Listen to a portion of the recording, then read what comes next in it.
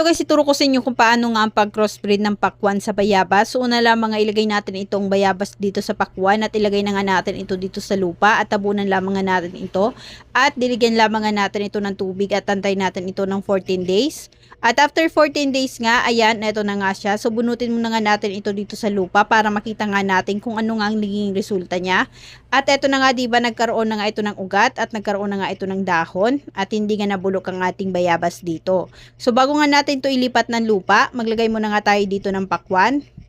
At pagkatapos nga natin malagyan ng pakwan, tsaka natin ilagay itong pinatubo nating bayabas dito. Ayan. Ilagay lamang nga natin siya dito. At tabunan lamang nga natin ito ng lupa. At pagkatapos nga idiligan lamang nga natin ito ng tubig. At antayin lamang nga natin ito ng 235 days. At after 235 days nga, ito na nga ang kanyang bunga.